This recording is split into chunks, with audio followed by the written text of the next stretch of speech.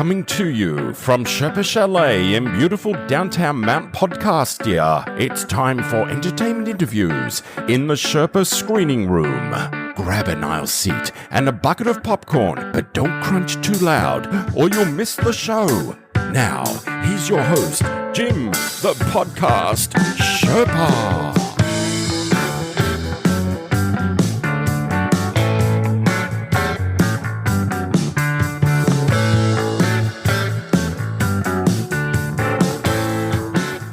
Hello out there to my rebels of the Sherpalution. It's me, Jim the podcast Sherpa, and it's another week of the Sherpa Screening Room. Got a little question for you. Do you have a lot of stories of celebrity encounters? Well, doing this podcast gives me the opportunity to talk to celebrities and people in the entertainment business, but I don't usually have too many celebrity encounters. But my guest this week, he's a guy named Steve Stoliar, and he actually lived in the great Groucho Marx's house for the last few years of Groucho's life, and he was his assistant and his personal secretary. And he ended up writing a book later on called Raised Eyebrows, My Years Inside Groucho's House. He's also written a new book, The Imperfect Storm, which is about actor, comedian, and director Howard Storm, and he co-wrote it with Howard Storm himself. Speaking of books, today's podcast is being brought to you by Audible, and you can get a free audiobook download and a 30-day free trial at www.audibletrial.com/Sherpa. There's over 180,000 titles to choose from for your iPhone, Android, Kindle, or MP3 player. And by the way, if you do sign up, one of the free books that you can get is the download of Steve's book, Raised Eyebrows. So let's head on down to the screening room and listen in on my conversation with author Steve Stoliar. Hey there, Rebels.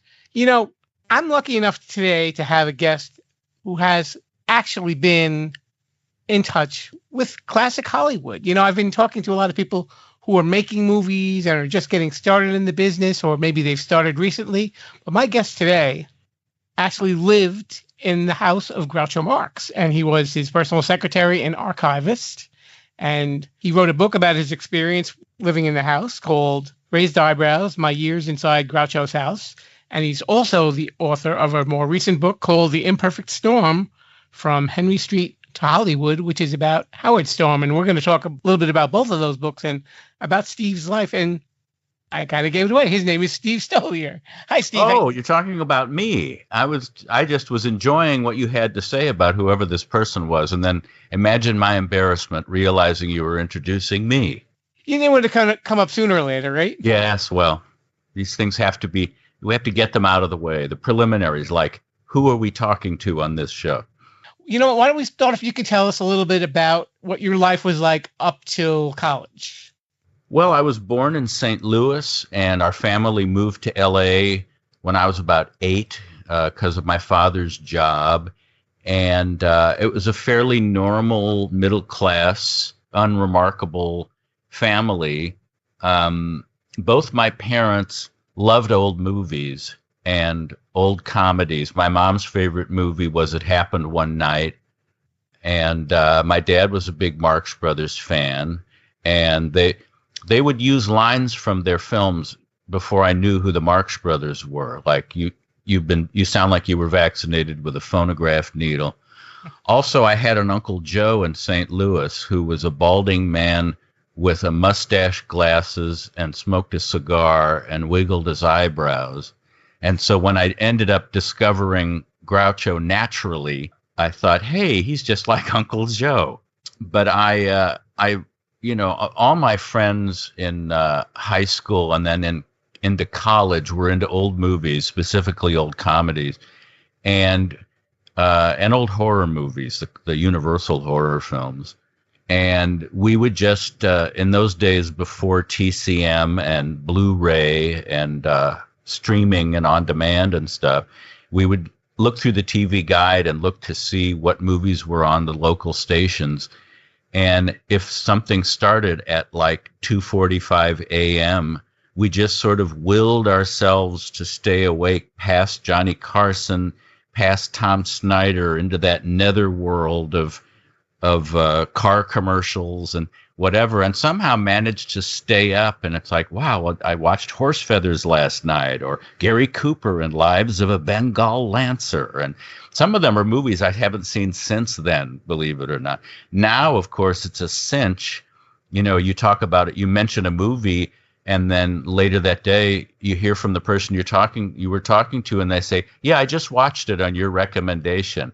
And I think, man, it's such a cinch now. It's shooting fish in a barrel to see these old classics. Back then, it was the luck of the draw, although there were a few revival houses that would show old movies. But again, you couldn't choose what they were showing. You got their monthly schedule and then thought, is it worth going out there to see this movie? So I had a real fascination with old movies and celebrities and comedians. As a matter of fact, on the plane out here from St. Louis in '62, Red Skelton was sitting in the seat in front of us, and several seats in front of him was Andy Griffith. And I thought, wow, life is really like I Love Lucy, where people just bump into famous people everywhere. I'm still on the airplane from St. Louis to Los Angeles, and there's two huge TV stars here. And Skelton was wonderful. My older sister was crying because her boyfriend didn't make it to the airport in time to see her off. So Skelton gave her his monogrammed handkerchief. And then my sister was interested in drawing and art and sketching. And so Skelton drew, with a pencil, he drew the still life from the front of the menu. That was when they had menus on airplanes. And then for me, he had one of those pop guns that you push the back and a cork came out on a string. And he had that tucked inside his suit jacket pocket. And every now and again, without saying anything, he would just turn around and shoot me with the little pop gun. I'm sure he would be, wrestled to the ground by security trying to get through airports now with a weapon hidden in his thing. But it was in '62, that sort of thing was okay. So Red Skelton kept the Stoliar children amused on the long flight, propellers. It wasn't a jet to L.A., and boy, was I disappointed once we landed. It was years before I saw anyone that I ever recognized again. I was spoiled by that flight. I think the first celebrity I saw after that was character actor Jesse White, who was the Maytag repairman, and he was also in Harvey with Jimmy Stewart at a restaurant. But it was always a kick to see a celebrity. And as my mom would say, she would say, is that someone over there? As if you don't really have value unless you're someone I've seen on the television set or in a theater. Isn't that someone? Look over there, that guy, isn't he someone? So I realized that it was put at a premium to be something of a celebrity or a familiar face. Your adventure with Groucho really began when you were in college, because you were basically a man on a mission, right? I wanted to meet Groucho Marx. He was my favorite, easily, far and away my favorite. When I, finally discovered the Marx Brothers films, I just did whatever it took to finally see them. But I knew that Groucho was in his early 80s and increasingly frail health, and I thought, I'm never going to get to meet him. I did get to see his one-man show at the Dorothy Chandler Pavilion in late 1972. Ticket was $9.50, which was a fortune for me. Now you can't park there for $9.50. But even from the back of the Dorothy Chandler, it was electrifying to realize that there in 3 dimensions in front of me at a distance was the object of my affection. And I clapped so hard that my hands were stinging the next morning, because it meant so much for me to know that clapping from my 2 hands was reverberating with his eardrum, because I knew that was the closest I would ever get to him. And my big consolation prize that night was going down into the parking structure afterwards, and I spotted Zeppo Marx, the 4th brother, the straight, who I recognized from interviews. So I thought, well, I can't meet Groucho, but I can at least meet Zeppo. And I went up to him and I said, excuse me, Mr. Marx, I just wanted to tell you how much I've enjoyed your films. And he said, you weren't enjoying me, you were enjoying my brothers. And I thought, well, that'll teach me to deliver a compliment to Zeppo Marx. Little did I know that inside of a couple of years, he and I would end up dating the same woman. Very strange how fate works out, but that was down the pike a bit. And then, so after seeing Groucho in person at the Dorothy Chandler, it fueled my obsession. I mean, after all, fan is just short for fanatic. That's where the word fan comes from. And I was, like the obsessive fans of today, except I just wanted to meet him. I didn't want to marry him or kill him or things that people do these days. And there was a restaurant, a pizza place in Beverly Hills called Jacopo's Pizzeria. And I went there with a friend of mine, and I saw that on the menu they had the Groucho. And I thought, well, it's like at the delicatessens where they name something after all the comedians because they came in once a year. And I said to the waitress, does Groucho Marx really eat here? And she said, oh, yes. He was here yesterday, as a matter of fact. And he was so funny. He always comes here right after we open and tries to pay with $100 bill. And he knows we can't make change for it. And I thought, you foolish woman, why are we wasting Groucho on you with the pizzas and the $100 bills? And I thought, should I camp out at Jacopo's Pizzeria? I was just desperate. And I ended up starting a committee at UCLA where I was attending to put pressure on Universal Studios to re-release Animal Crackers, which hadn't been seen in decades, hadn't been on television. It had been made at Paramount in 1930, but in the late 50s, when MCA Universal bought the Paramount catalog of older films, that was included in it, but because of essentially a clerical error, the copyright had expired and the rights reverted back to the writers and the composers of the stage musical Animal Crackers, so George Kaufman, Maury Riskind, Harry Ruby, and Burt Kalmar. And the wizards at Universal didn't think it was worth spending any money to untangle the legal problem because they thought that's just pouring money down the drain, an old black and white Marx Brothers movie that people haven't seen in years. We want to put important things on like Airport 75 and Downhill Racer and, the real classic films that people will remember in 50 years. So I managed to get in touch with Erin Fleming, who was the woman that was really... She had started out as Groucho's secretary, then became his manager. And as he grew weaker from age and hardening of the arteries and some strokes, he grew more dependent on her. And she really was in charge of making the decisions in his life.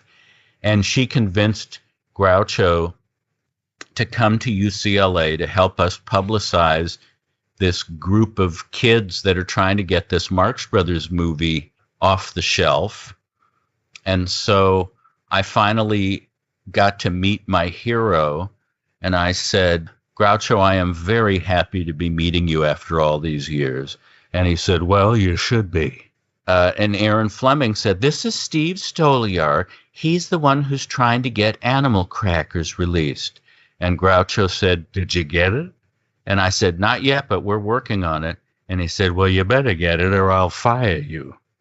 And I said, I didn't realize I was working for you. How much are you paying me? And he said, a little less than nothing. And we were off and running. My heart was pounding out of my chest as I sat next to him and we answered questions from the press. I mean, there was a real crush of students because Groucho was speaking in a soft voice and they wanted to hear what he said. It just was, I just had to keep pinching myself that here I was next to my hero chatting away as if we were two old pals, when in fact I was just internally sweating up a storm. And in fact, Universal relented and cleared the rights and decided that they would show it in LA and New York and then be done with it, and didn't want to hear any more about it.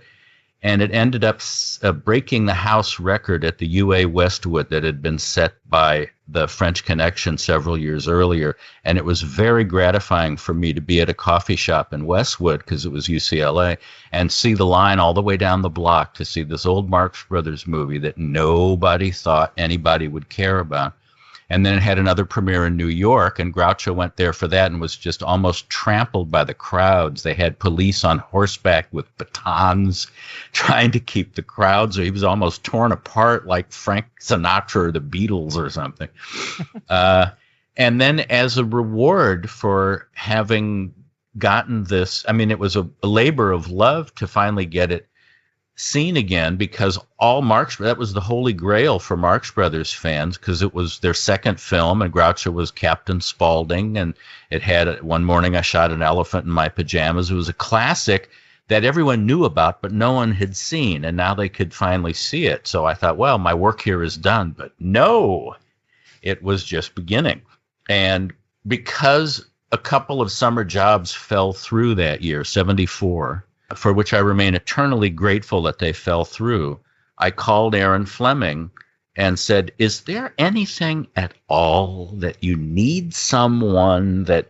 And she said, well, actually, I used to be Groucho's secretary, but now that I'm his manager, we need someone to handle all of the fan mail that's been coming in and to organize all of Groucho's memorabilia that's going to be donated to the Smithsonian. And we need someone who really knows their Marx Brothers. And in my mind's eye, it's like a Tex Avery cartoon where she's still talking on the phone and I'm already at the doorbell in Beverly Hills and she still thinks she's talking to him. It wasn't quite like that, but that's sort of how I remember it. And I figured I'd be working in some office building on Wilshire Boulevard, and maybe he'd come in once or twice a month to sign checks, and I'd get to see him. And Erin said, oh, no, dear, you'll work right inside his house. There's a room here you can use for your office. It was his last wife's painting studio, and you can come and go as you wish and make your own hours. And I thought, they're paying me money to come and go as I want inside Groucho's house, covered with memorabilia and all these wonderful photos and letters. And, of course, Groucho himself just down the hall. And I was always welcome at the lunch table. There wasn't any sense of, the help should eat in the kitchen. So even if it was just Groucho and me and no famous celebrities, that was fabulous because I got to listen to his stories and ask all the questions I'd been dying to ask him. I won't say that we became friends. I think that overstates it. It would be easy to inflate my importance because there's so few people to say that's not true. But it was more than employer-employee. I would say it was sort of like an uncle and nephew, sort of like an affectionate mutual appreciation. He appreciated the fact that I was into all that old stuff, that I was 19 when I got the job. And so because I cared about George Gershwin and the Algonquin Round Table and their movies and all that, he realized that we weren't all a bunch of pot-smoking rock and roll hippies, that, maybe there was some hope for the younger generation because, I expressed myself well and cared about the kind of music and pop culture that he did. And then there was also appreciating him for being, someone who knew personally people that seem mythic to me, like W.C. Fields and George Gershwin and James Thurber and Irving Thalberg and George S. Kaufman, these people you read about, but he was friends with them. And then also, of course, he was a man from 1890. He was a 19th century. He was literally Victorian. Victoria was on the throne when he was born in New York. His firsthand memories went from before the Wright brothers to after the moon landing, which is just a staggering chunk of history that he was witness to. So just getting to know someone that could talk to me about what America was like at the turn of the century was just such a rich experience for me. Now, being such a big movie buff, and especially a fan of the Marx Brothers, when you were archiving some of the stuff for the Smithsonian, were there any things that you had in your hands that you actually felt like you were holding the Holy Grail?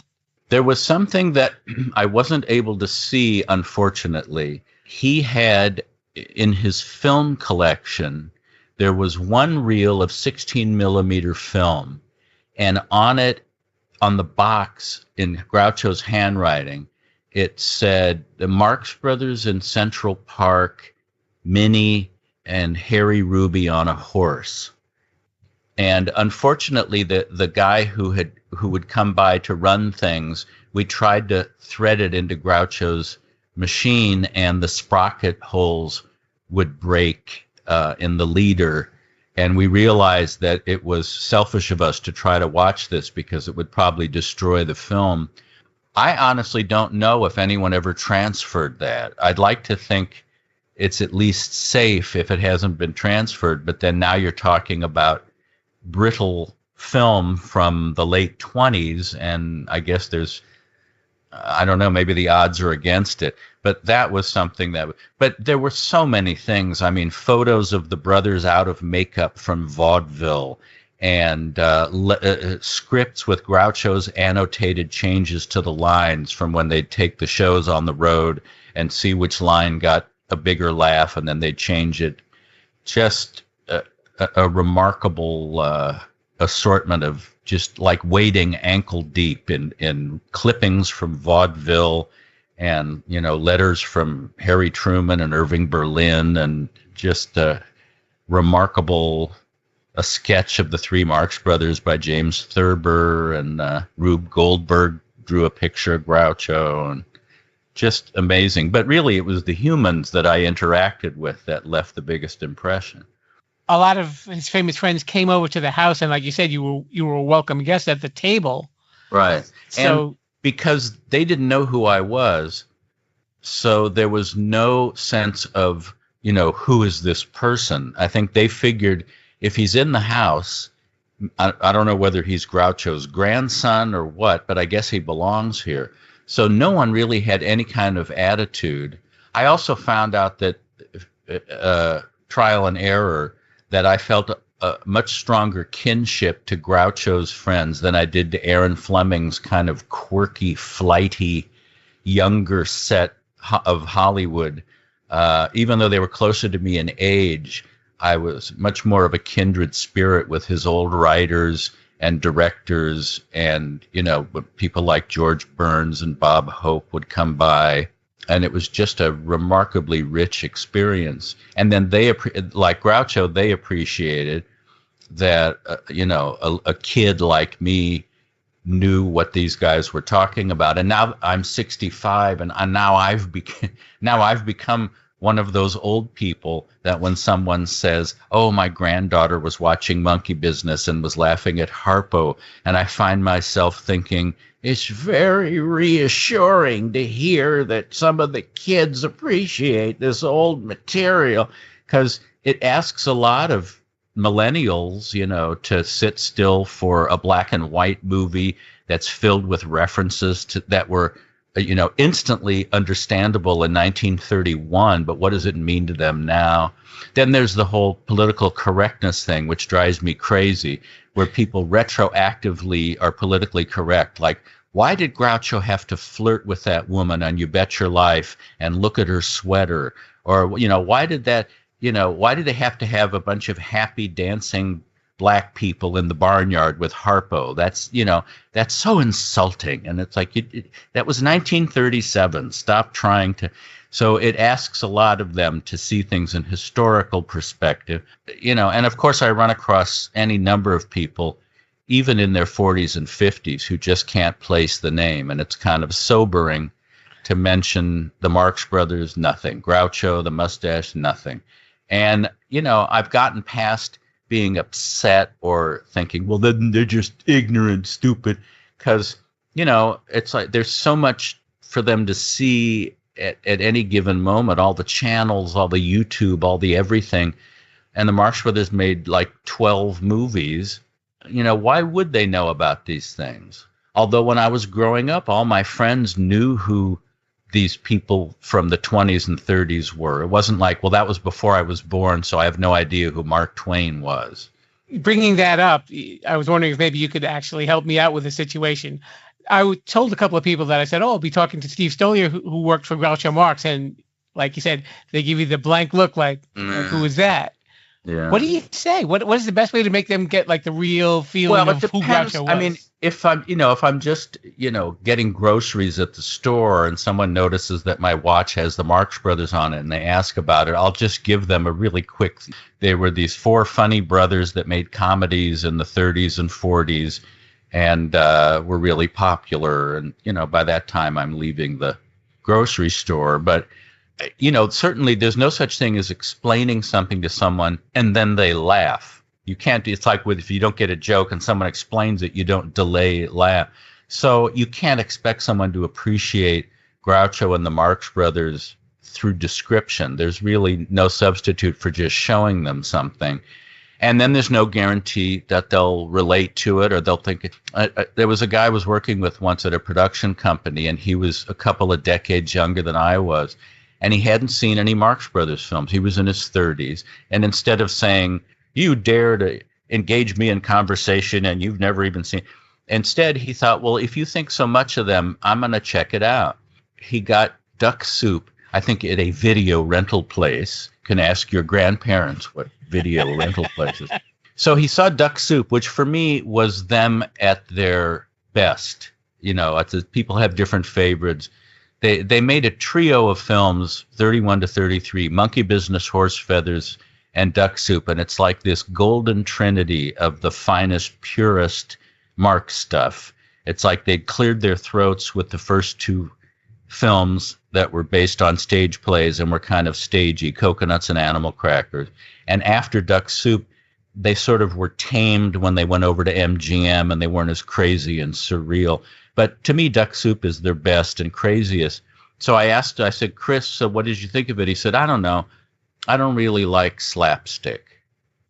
And I thought, you've relegated them to slapstick? This is not the Three Stooges. This is sophisticated. But of course, one of the charms of the Marx Brothers is that they were a blend of physical comedy. I mean, wallpapering Esther Muir in A Day at the Races is the kind of thing that Larry, Moe, and Curly could conceivably have done. But the thing that made it so winning for me was that you had the, Harpo's pantomime and the physical stuff, snipping a cigar with scissors and cutting off someone's tuxedo tails and things. And then you had the brilliance of Groucho's jokes and the broken English interplay with him and Chico. And, when you see the names rolling by, George S. Kaufman and S.J. Perelman was one of the great wits of the 20th century, wrote for The New Yorker. It's this really interesting blend of sophisticated humor and yes, slapstick. So I was disappointed he didn't like Duck Soup, but my initial thought was, you sold them too short. I know you never got to meet Chico or Harpo because I believe they had passed. Yeah, but you got to meet. They not only had they passed, but they were dead. Chico died in 1961 and Harpo died in 1964, so I was just a kid then. There were still three Marx Brothers. Depending on your level of knowledge, you think there were only three, but no, there were five. So Zeppo, as I mentioned before, who was the straight man on Broadway and in their Paramount films, the first five films, he was still around. He left the act after Duck Soup and became a very successful agent. I mean, he ended up representing Clark Gable and Carol Lombard and Barbara Stanwyck and Robert Taylor and Lucille Ball and Lana Turner, and he was very highly thought of in the world of agents. And then his brother Gummo had been the original straight man in vaudeville and left the act to go fight World War I. And when he came back, he stayed out of the business, except that he ended up representing. It was interesting. Zeppo was a highly thought of agent, but he never represented the Marx Brothers. It was Gummo that represented them and represented Groucho through You Bet Your Life. So Zeppo and Gummo lived in Palm Springs, and I did get to meet them on several occasions. And as I mentioned, Zeppo ended up asking out a young lady that I had been dating at the time after we broke up. I had taken her to dinner at Groucho's house when Zeppo was visiting from Palm Springs, And she was young and attractive, blonde hair, blue eyes, had a great personality. And Zeppo was kind of captivated by her. He kind of picked up where Chico left off in terms of womanizing and gambling. And he had recently divorced Barbara Marx, who then married Sinatra, became Barbara Sinatra, the grande dame of the family. So after she and I broke up, I figured, well, he's been around the block a few times. So I sent him a letter asking if he had any advice for dealing with the heartbreak of a breaking up. And he called me. I was kind of floored that he called me from Palm Springs. Steve, it's Zeppo Marx. How are you? Listen, I got your letter, and I would never want to step on your toes. You understand that. But do you think that Linda would go out with me? And I thought, wait a minute. I'm asking you for advice, and you're hitting on the person I'm asking about. I mean, she was 19, I was 20, and he was 74. But she had gotten a kick out of meeting him at Groucho's house, and I said, well, I'll let me see, and I'll let you know. So I saw her on campus, and I said, you'll never believe this, but Zeppo kind of, and she sort of was just intrigued at the idea of the experience of it. So they went out once. He said, I took her to dinner in San Diego and a high-a-lie game in Tijuana. I guess that was Zeppo's idea of a first date, was a dinner in San Diego and a high-a-lie game. I don't even know if they still play high-a-lie, that curved scoop thing, kind of handball against it. He said, I want you to know I never even kissed a goodnight. I want you to know that. She was very nice, but really all she did was talk about herself. And then I saw her on campus, and I said, how did your date go with Zeppo? And she said, he was really nice, but, all he did was talk about himself. And I thought, that's very interesting. But thereafter, whenever I'd be at a party at Groucho's and Zeppo would be there, he would introduce me to someone and say, this is Steve. He's a nice fellow. He and I dated the same girl, but he got further with her than I did. And that was my official introduction whenever Zeppo was there. So he was great fun, really. He doesn't get the credit he deserves because he came in late in the other three brothers' characters were well formed by the time Zeppo joined. So he was just sort of the handsome, romantic lead guy. And I don't think he gets the credit he deserves.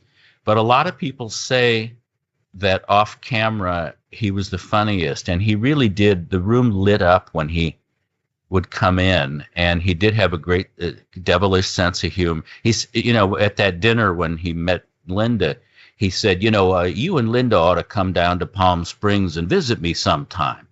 And I said, I don't know. I was there when I was about 9, and it was just beastly hot. And he said, well, when were you there, in the summer? And I said, yeah. And he said, well, Steve, it's cold in Alaska in the winter, too. So, words of wisdom from Zeppo Marx. I know in your book you do actually mention the situation with Aaron Fleming. Mm-hmm. And I know that there were obviously issues there. And there was also like a battle for the conservatorship, too, over Groucho's estate. Things got quite dark. I mean, it was like my dream came true over and over again, getting to spend time there and getting to know Groucho and become a trusted member of the household and all that. But between Groucho's fading health and Aaron Fleming, she was a volatile personality who was later diagnosed as a paranoid schizophrenic and also took prescription and recreational drugs because this was the 70s. That was a volatile mix, and she was volatile to begin with. So it was very difficult dealing with her mood swings, and she would perceive enemies where there weren't any, and then when there was someone who was her enemy, she would laugh it off. But he was kind of dependent on her, and so it was a difficult balancing game to stay on her good side, assuming she had one. And I ended up being the longest surviving employee there, so I guess I did something right. But there was a big fight over conservatorship in his final months between these warring factions. One was Aaron Fleming and her friends, and the other was Groucho's son Arthur and his friends. And it's one of those the color of truth is gray situations where you're not really dealing with heroes and villains, because Arthur had sort of distanced himself from Groucho, and they had had their own rocky relationship for years before Aaron even entered the picture. And Aaron had said that if Arthur were ever in charge of Groucho's life, he'd put him in a home, which Groucho was afraid of. So it was very difficult trying to navigate between these, but I was actually put in charge of the house on weekends and had to be sort of a traffic cop as people would come to visit him, depending on whose team they were from. They didn't want to run into each other because it would get shouting matches and all this. So it and I would reflect on the idea that I had been hired just to handle fan mail and send out autographs and take things into Groucho and take dictation and stuff and deal with the memorabilia. And here I was towards the end. I ended up being there the last 3 years of his life, really looking out for his well-being, making sure that the nurses' shifts and who was coming after this, and did he have any plans is he going somewhere or someone coming to visit, and what would be a good time. And it was a remarkable, it was very gratifying to be able to perform that kind of service for him, because I had thought, well, I helped get Animal Crackers re-released, and that's pretty cool. And then here I am, my fading hero is like reliant on my judgment, on at least on the weekends, when Nat Perrin, who was Groucho's longtime friend and writer friend, was made temporary conservator. It was it was kind of a raggedy fade out for Groucho, unfortunately, but that's often the case with, I hear from people who read my book, Raised Eyebrows, and they've said it really reminded me of when my grandfather was fading out, or I had a friend, a wonderful old woman that was like a grandmother to me, and I know what that's like to try to look after someone. And there was certainly a dark side to my experience there. And so now the book is being developed as a film, and it will in fact be essentially a drama, because it's the story of this fading elderly legend in comedy, and this ambitious younger woman, and then this wide-eyed innocent kid dropped into this petri dish. And it has elements of my favorite year, and my week with Marilyn, and even like Sunset Boulevard to some degree. What did his brothers think of all of this when all of this was going on? Well, what I found was the people who didn't spend that much time around Erin thought she was great, because she would be on her best behavior. I would meet people who would say, I don't know, I went over there once and I thought that she was really wonderful for him. And my answer to that is, there's also a lot of pictures of O.J. Simpson and Nicole Brown looking like the sweetest, most romantic couple in Hollywood. So you can't, there's people that drink, but they drink in private, or they're spousal abuse and that sort of thing, but they don't do that when they're at a restaurant.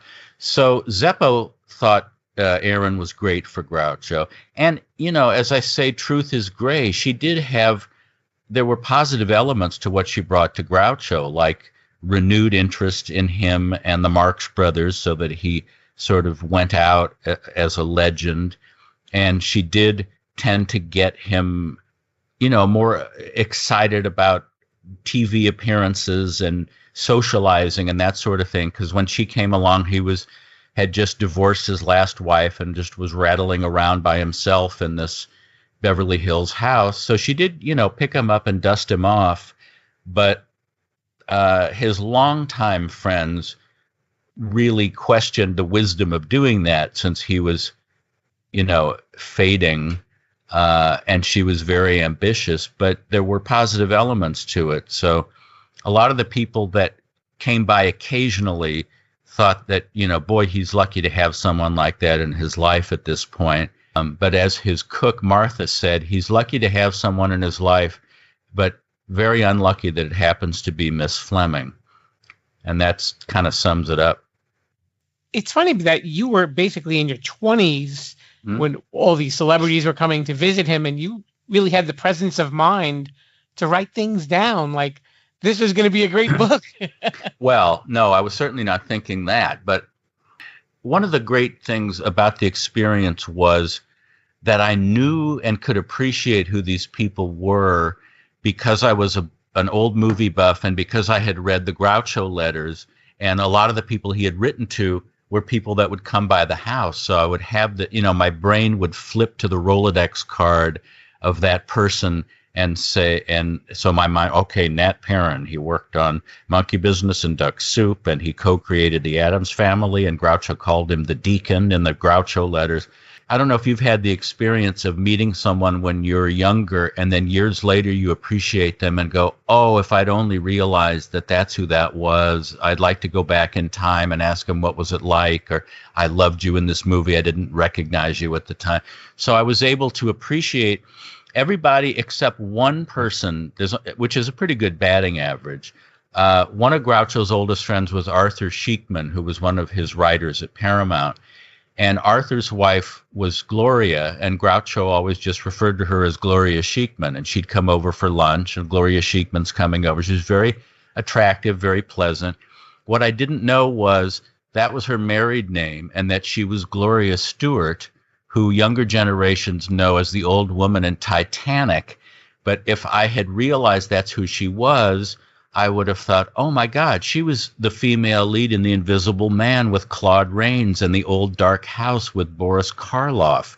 And she was directed by James Whale, and she was in the Gold Diggers of 1935, directed by Busby Berkeley, and she was in Shirley Temple movie. That was the only time I struck out with the names, because he only referred to her as Gloria Sheikman. But otherwise, as each person came through, I knew who they were and I could appreciate who they were. So in terms of taking notes, it's funny. I had a screenwriting teacher at UCLA, and he said, I hope you're keeping a diary. And I said, no, I'm not, because I've been there for 6 months already. And so I've already missed so much to write down. What's the point of starting now? And if I had known that I still had 2.5 years left there, I would have done that.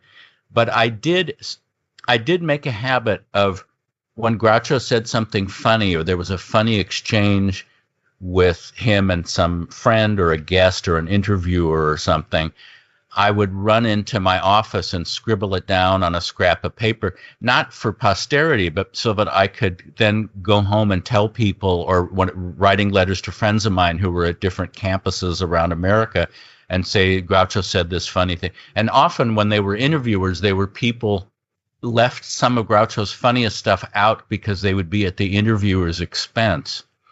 Like one time Groucho sang a song for an interviewer, and Groucho sang in his movies, and the brothers started out as singers in vaudeville, and the guy said, where did you learn to sing? And Groucho said, I've been singing all my life. Where did you learn to write? Or maybe you haven't.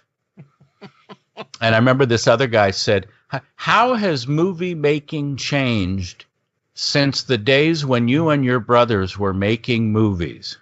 And Groucho said, they didn't used to have toilets near the sound stages, but all that's changed now.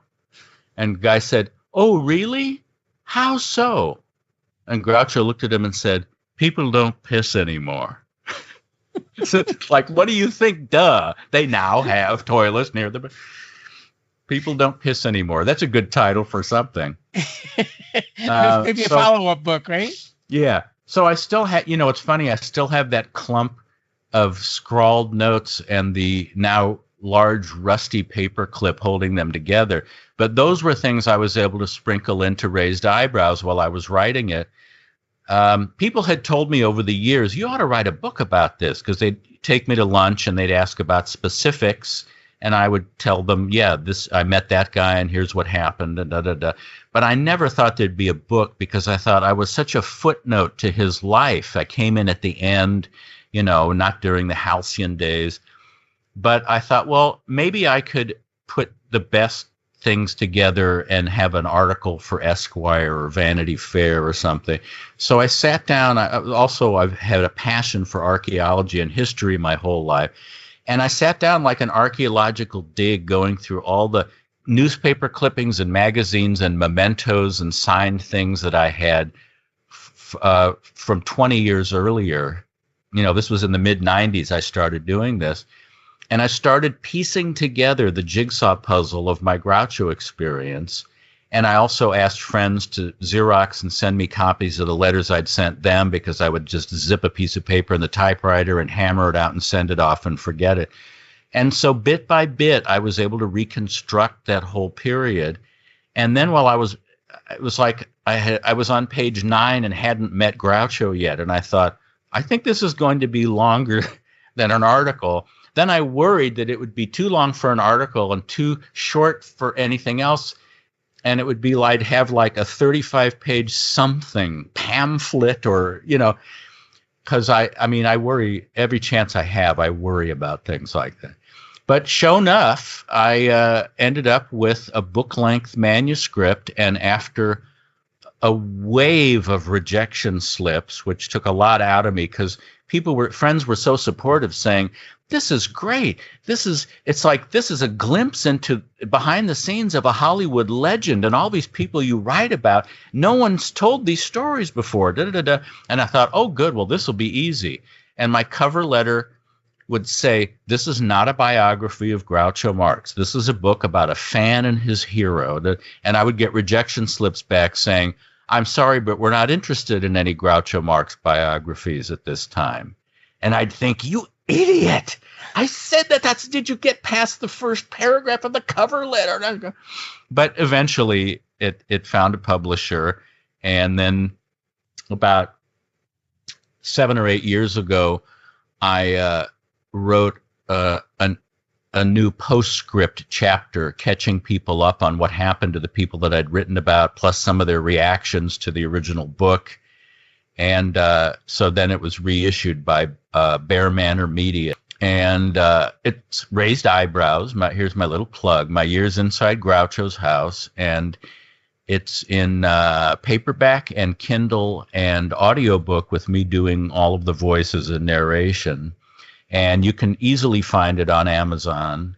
And if you do want a signed copy, you could go to my website, www.stevestoliar.com, and order one, and I'll be happy to inscribe it to you or whomever you wish and send it off.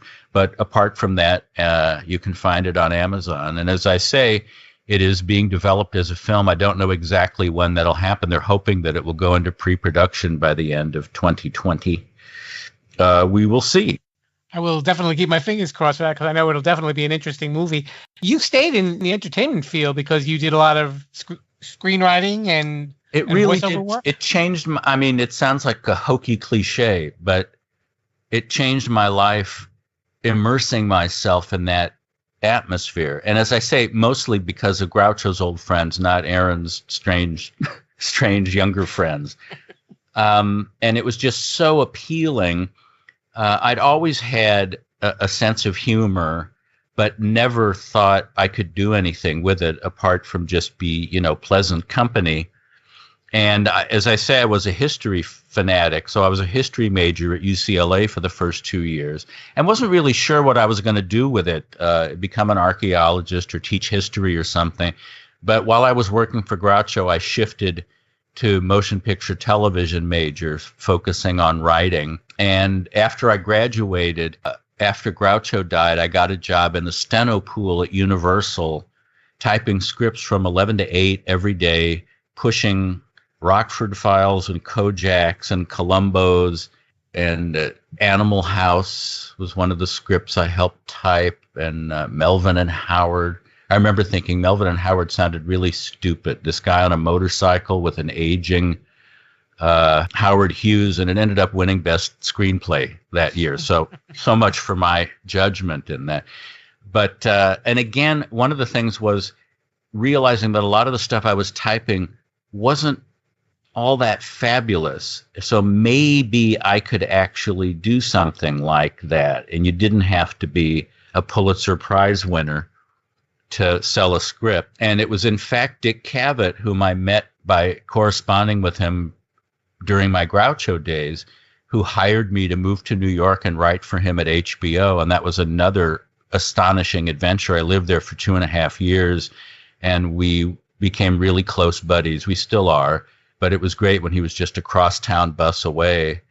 And I mean, he introduced me to Woody Allen, and now he and I are friends and have corresponded.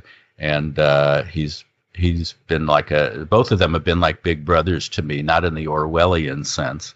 And then I came back from New York and went to work actually back at Universal. And it was weird having been a secretary there.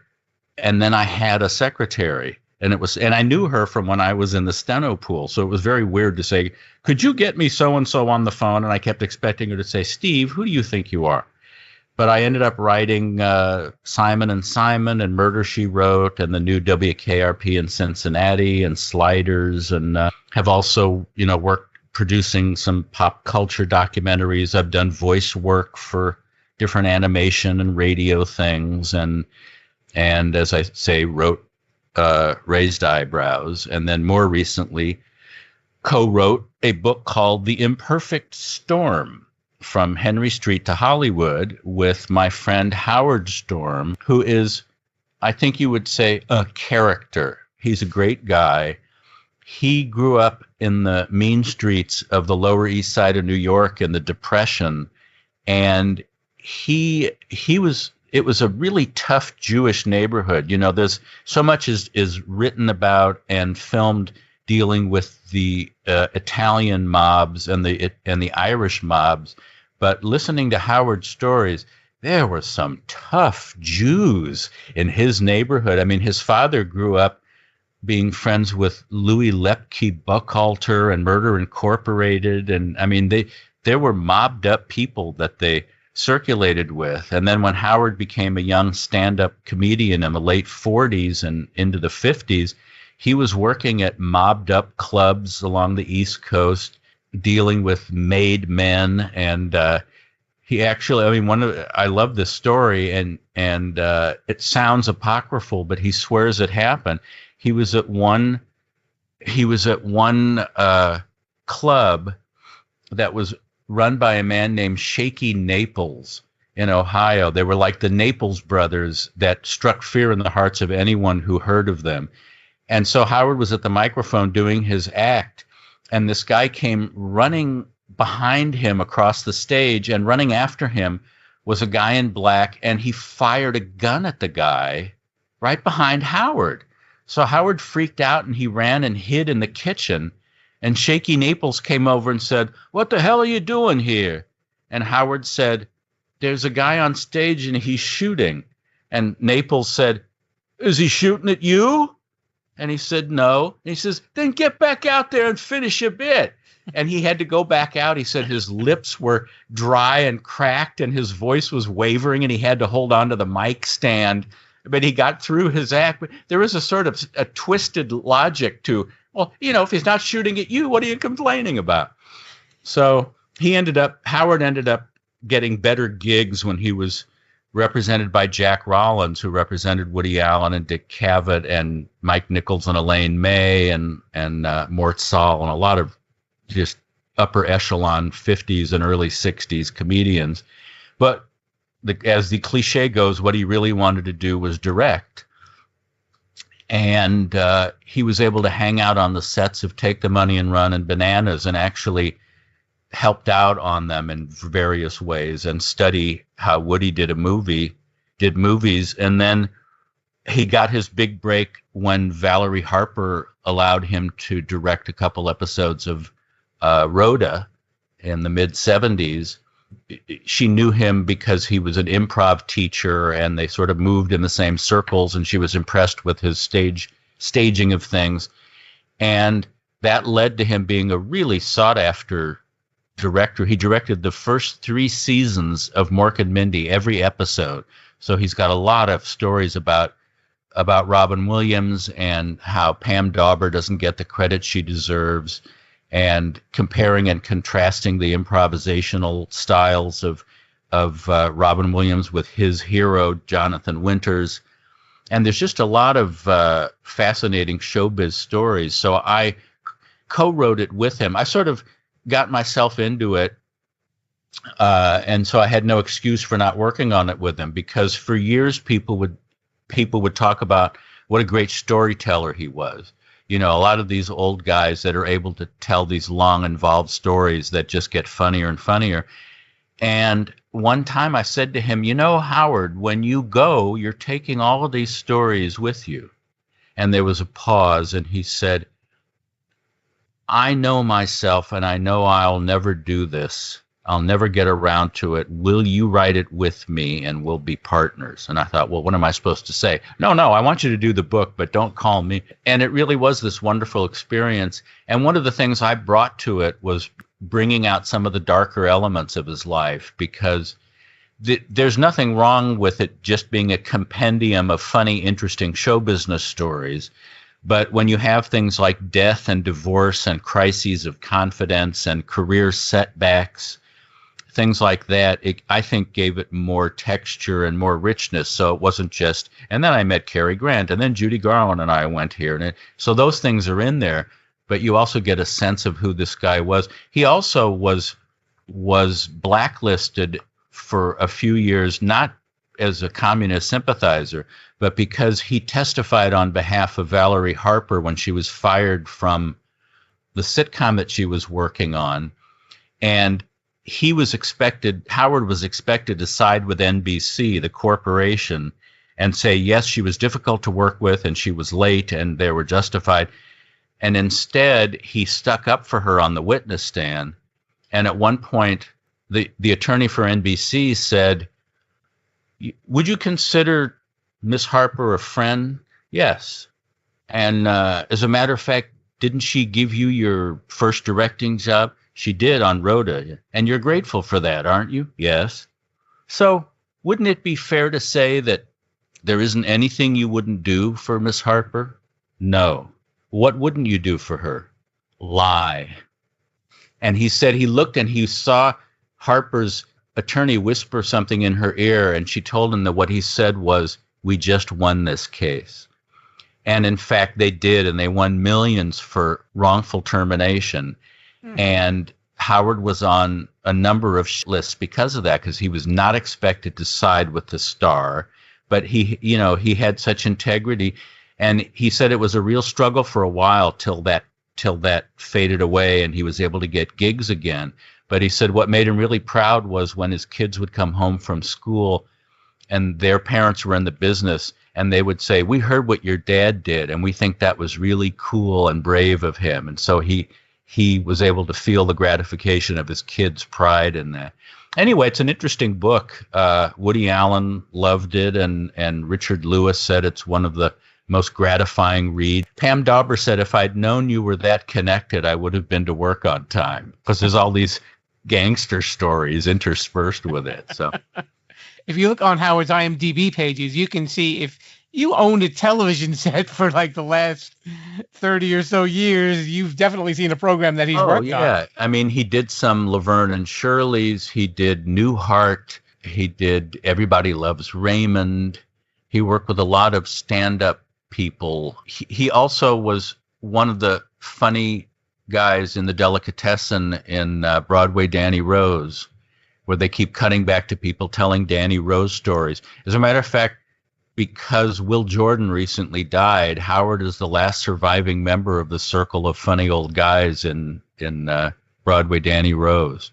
So, yeah, he's been an actor and a director and an improv teacher and stand-up, and he's just a great raconteur, and so I'm really pleased to have helped him get his stories down and draw him out. And, you know, I used myself as a litmus test for what the people that he talked about, if they'd be of interest to others. He got to know Desi Arnaz back when he was still with Lucy and had some really interesting observations about how creative and what a great problem solver Desi was. So I wanted him to go into detail on that because you never really hear about that. You just think, well, yeah, he's the Cuban band leader that played the Cuban band leader on I Love Lucy. Howard talked about how Lucy and Desi ended up owning RKO Studios and turning it into Desilu after Lucy had been there as a contract player in the 30s. And Desi used the cans of I Love Lucy film as collateral because CBS didn't think they'd be worth anything. They just figured you do the show and that's it. But Desi thought, no, these may come in handy. But Howard said there were all sorts of times when people would be perplexed on the set and Lucy would be upset thinking, I don't know how we're going to work this out. And Desi would just come in and go, what are you talking about? You put this here and you move that and you cut out the scene at the phone and boom, boom, boom. And he would solve the problem. So there's stories about people that you know, but you haven't heard the stories. He worked with Zero Mostel when Mostel was blacklisted in the 50s because the blacklist only applied to film and TV, but you could still get gigs on Broadway and in nightclubs. So Howard got to know Zero and work with him. So The Imperfect Storm. Did you know him through Yarmy's Army? I did and do, yes. Briefly, Yarmy's Army is a group of mostly older folk. And I guess I hang out with them because they call me kid. I mean, some of them are in their 80s and early 90s. It was started because of a guy named Dick Yarmy, who was a character actor who was Don Adams' brother, Yarmy being their actual last name. And Dick Yarmy was dying of cancer, and so this group would get together with him and take his mind off it by getting together for lunch, and eventually became once a month dinner, and they would make him laugh and they'd tell stories and all that. And then when he died, after the funeral, all the guys were standing around saying, why do we have to stop doing this just because he's gone? And so, this was way before I joined. At the time there were, it was people along the lines of Don Knotts and Harvey Korman and Tim Conway and Shecky Green and Pat Harrington and Tom Poston and Pat McCormick and Chuck McCann. Unfortunately, they're gone, which is why they allowed me in, because there was plenty of room for people who weren't of that caliber. It's still great hearing people swap stories, and I at least have some that I can contribute from my own experiences or things that people I knew told me, stories that Groucho told me or Dick Cavett told me. And Howard is sort of the unofficial chairman of Yarmy's Army, calls it to order each month, and we raise our glass to Dick Yarmy, and also we mention which celebrities died that month and which of us are having a birthday that month. And then we have kind of mediocre Chinese food, tell stories, and then say goodbye till the following month. But that's how Howard and I got to know each other. And he recently said that choosing me to write it with him was one of the smartest decisions of his life, which was really gratifying to hear. And then we had sent a copy of the finished book to Woody Allen, even though he had read the manuscript and gave us a great blurb. Obviously, he was entitled to a complimentary copy of the finished book with photos in it and that sort of thing. And he wrote me back and he said, thank you for the book. I look forward to rereading it because it's so damn entertaining. You guys really aced this one. And I thought, wow, that's big. So that's some of what I've been up to. Wow, that's just incredible. Going back to what you said earlier, lots of people, they don't have that sense of history when it comes to Hollywood. And it's good that there are writers like you that can bring that out, bring that to life and flesh out these people and show them that they were real people and these were their stories. Oh, and thank you. You should be aware of it. Yeah, and with the Groucho book, with Raised Eyebrows, I didn't want to attack and savage anyone, but I also didn't want to soft pedal the negative or human weaknesses of them. So there's very few people. I mean, as I say, even with Erin Fleming, there were a number of positive things to say. She wasn't just evil incarnate, and there was no one who had no flaws. Some people, I've talked to some people who were made uncomfortable by it because they just wanted to remember the Groucho from the 30s and from You Bet Your Life. And I understand that, but these are humans that live and grow old and die. And also, I think one of the things that runs through the book is that Groucho's sense of humor, even though it took some sledgehammer blows from time and illness, remained. And, just when I would think he would be past saying something funny, I would always bring him the Hollywood trade papers, and then he'd come to the lunch table and talk to me about the clump of mail I brought him. And one day he sat down and he said, "Wonderful mail today, nothing but requests for money." And I said, "But you got a variety, didn't you?" And he said, "Yes, a variety of requests for money," which is exactly as he would have phrased it at any point. And that flame was never completely snuffed out. Even when he was on his deathbed at Cedars-Sinai Hospital, drifting in and out of lucidity, and very much towards the end, the nurse came by and woke him up, which is, one of the things nurses do is they want you to have a good sleep, and then they wake you up to do something and ruin it. And Groucho said, "What do you want?" And she said, "I want to see if you have a temperature." And he said, "Don't be silly. Everybody has a temperature," meaning 98.6. So even in his last days, with all that he was coping with physically and mentally, he couldn't resist twisting a line and handing it back because the mechanism was so strong. He had so much more at the end than a lot of people have at their best. I will include the links to your books on the show notes, so if anybody wants to check them out, and also to your website as well if they want to get a signed copy. Sure, thanks. And because as Groucho, I believe, once said, outside of a dog, a book is a man's best friend, and inside of a dog, it's too dark to read. Too dark to read, yes. All right. His name is Steve Stoliar. Those books, The Imperfect Storm, From Henry Street to Hollywood, and also check out Raised Eyebrows, My Years Inside Groucho's House. Thank you so much. Okay, take care. Very special thanks to Mr. Steve Stoliar for coming on down to the Sherpa Screening Room, and thank you for listening. Hey, if you're interested in reading Steve's books, I'm including the links to both of his books, An Imperfect Storm and Raised Eyebrows, in the Sherpa Director Sheet. The show notes? Yeah, that's it. And also, I've included the link to Steve's website. And speaking of website, you can also go to my website to catch this episode at Sherpalution.com, along with all the other episodes of the Sherpa Screening Room and Too Many Podcasts. Don't forget, you can follow me on social media at Twitter, Facebook, and Instagram at Sherpalution, of course. And if you can, please leave a nice review for this podcast somewhere on Apple Podcasts, iHeartRadio, or Stitcher.com. So if you say the secret word while you're walking out of the Sherpa Chalet, a duck will come down and give you $50. But I think Mr. Bruce has won that prize already. Mr. Bruce, take us out of here. That was a terrible impression. Steve can do it much better, but hey, I give it a shot. See you guys next time. Bye. Thanks for listening to the Sherpa Screening Room. Don't forget to subscribe, rate, review, and share this podcast. I'm Mr. Bruce, and this has been a Sherpalu Studios production. Viva la Sherpalution!